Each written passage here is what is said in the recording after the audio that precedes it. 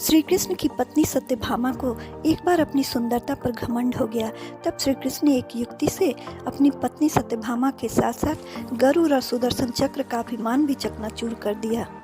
द्वापर युग में श्री कृष्ण ने भगवान विष्णु के अवतार के रूप में पृथ्वी पर जन्म लिया था। कृष्ण ने अपने मानव जीवन में कई लोगों का घमंड चकनाचूर किया था। इससे उनकी पत्नी भी वंचित नहीं है। श्री कृष्ण की 8 पत्नियां थीं, इनमें एक थी सत्यभामा।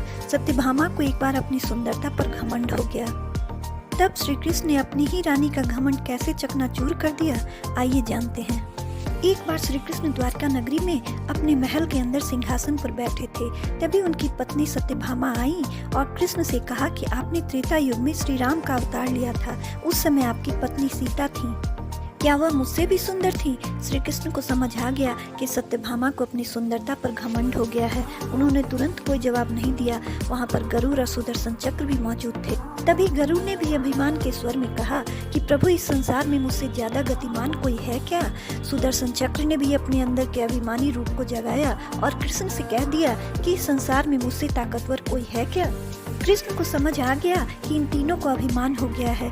इन्हें सबक सिखाने के लिए कुछ करना पड़ेगा। तभी श्री कृष्ण को एक युक्ति सूझी। उन्होंने गरुड़ से कहा कि तुम श्री राम के परम भक्त हनुमान के पास जाओ और कहना कि प्रभु श्री राम और माँ सीता यहाँ उनका इंतजार कर रहे हैं। कृष्ण की आज्ञा पाते ही फौरन गरुड़ हनुमान को लेने चले गए। तभी कृष्ण ने अपनी रानी सत्यभामा से कहा कि वो सीता की तरह तैयार हो जाएं। इसके बाद कृष्ण ने राम का रूप धारण कर लिया। सत्यभामा और कृष्ण सीता और राम बनकर दरबार में बैठ गए। उन्होंने सुदर्शन चक्र से कहा कि तुम द्वारपाल बनकर खड़े हो जाओ और अंदर किसी को मत आने देना। उधर गरुड़ हनुमान के पास पहुंचे।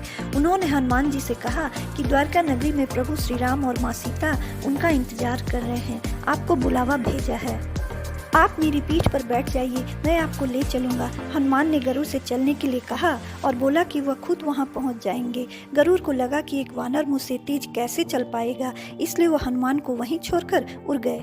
जैसे ही गरुड़ द्वारका नगरी पहुंचे तो वहां का नजारा देखकर दंग रह गए। हनुमान पहले ही दरबार में पहुंच चुके थे।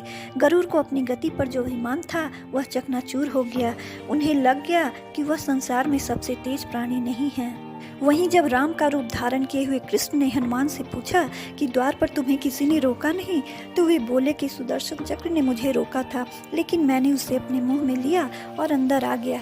इस तरह सुदर्शन चक्र का घमंड भी टूट गया कि वह सबसे शक्तिशाली नहीं है। तब हनुमान की नजर सीता के रूप में बैठी सत्यभामा पर पड़ी।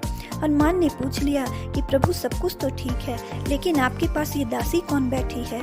यह सुनकर सत्यभामा का मुंह भी उतर गया। उन्हें भी अपनी सुंदरता पर घमंड नहीं रहा। इस तरह कृष्ण ने एक युक्ति से तीनों का घमंड चकनाचूर कर दिया।